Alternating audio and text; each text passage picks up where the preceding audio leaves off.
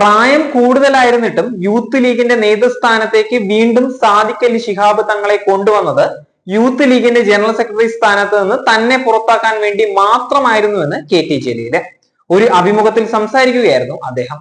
താൻ ജനറൽ സെക്രട്ടറിയായ youth league സംസ്ഥാന കമ്മിറ്റിയുടെ അവസാന കാലത്ത് കുഞ്ഞാലിക്കുട്ടിയുമായി അഭിപ്രായ വ്യത്യാസങ്ങൾ ഉണ്ടായിരുന്നുവെന്നും പിന്നീട് താൻ ജനറൽ സെക്രട്ടറി സ്ഥാനത്ത് തുടരുന്നതിന് കുഞ്ഞാലിക്കുട്ടിക്ക് എതിർപ്പുണ്ടായിരുന്നതായും KT ജലീൽ തുറന്നു പറയുകയാണ്.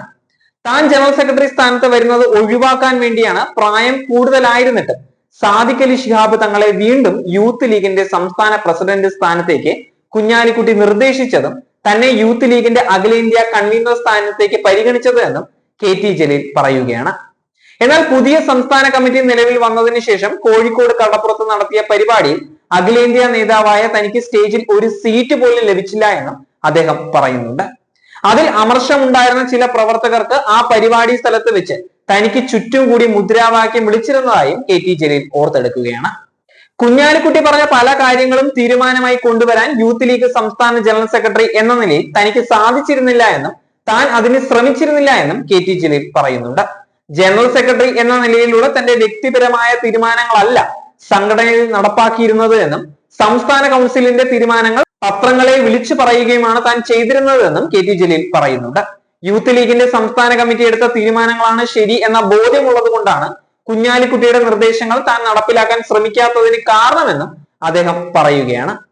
ഈ അഭിപ്രായ വ്യത്യാസം കൂടിക്കൊണ്ടിരുന്ന ഘട്ടത്തിലാണ് തന്നെ യൂത്ത് ലീഗിന്റെ ജനറൽ സെക്രട്ടറി ആക്കാൻ പാടില്ല എന്ന നിലപാട് മുസ്ലിം ലീഗിന്റെ ജനറൽ സെക്രട്ടറിയായ കുഞ്ഞാലിക്കുട്ടി കൈക്കൊള്ളുന്നത് എന്നും KT ജലീൽ പറയുന്നു. എന്നാൽ അന്നത്തെ യൂത്ത് ലീഗിന്റെ സംസ്ഥാന കമ്മിറ്റിയിലെ കൗൺസിലർമാർ പൂർണ്ണമായി തന്നെ ജനറൽ സെക്രട്ടറി സ്ഥാനത്ത് നിന്ന് പുറത്താക്കാനുള്ള മുസ്ലിം ലീഗിന്റെ തീരുമാനത്തിന് എതിരായിരുന്നുവെന്നും KT ജലീൽ ഓർത്തെടുക്കുകയാണ്. താൻ പ്രസിഡന്റും KM ഷാജി ജനറൽ സെക്രട്ടറിയും എന്ന ഫോർമുലയോ അല്ലെങ്കിൽ സാദിഖ് അലി തങ്ങൾ പ്രസിഡന്റും താൻ ജനറൽ സെക്രട്ടറി KM ഷാജി ട്രഷററുമായ കമ്മിറ്റി തുടരട്ടെ എന്നുമായിരുന്നു കൗൺസിലർമാരുടെ നിലപാട്. എന്നാൽ പുതിയ കമ്മിറ്റിയെ തെരഞ്ഞെടുക്കേണ്ട യോഗം അനിശ്ചിതമായി നീണ്ടതോടെ കുഞ്ഞാലിക്കുട്ടി തന്നെ വിളിച്ചുവെന്നും കമ്മിറ്റിയുടെ സമയം അനിശ്ചിതമായി നീളുന്നത് മുഹമ്മദ് അലി ശിഹാബ് തങ്ങൾ അസ്വസ്ഥരാണ് എന്നും അദ്ദേഹം പറയുകയായിരുന്നു. ഈ സമയത്താണ് ജനറൽ സെക്രട്ടറി സ്ഥാനത്തേക്ക് മത്സരിക്കുന്നില്ല എന്ന് താൻ കുഞ്ഞാലിക്കുട്ടിയോട് പറഞ്ഞത് എന്നും ഇക്കാര്യം താൻ കൗൺസിലിൽ അവതരിപ്പിച്ചോളുമെന്ന് പറഞ്ഞതായി KT ജലീൽ പറയുകയാണ്.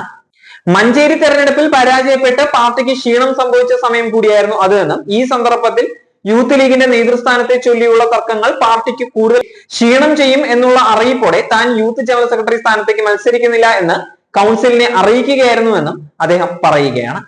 അങ്ങനെയാണ് ആ യോഗം അവസാനിച്ചതും പാണക്കാട് സാദിഖ് അലി തങ്ങൾ വീണ്ടും യൂത്ത് ലീഗിന്റെ സംസ്ഥാന പ്രസിഡന്റ് ആയത് എന്നും KT ജലീൽ പറയുന്നുണ്ട്.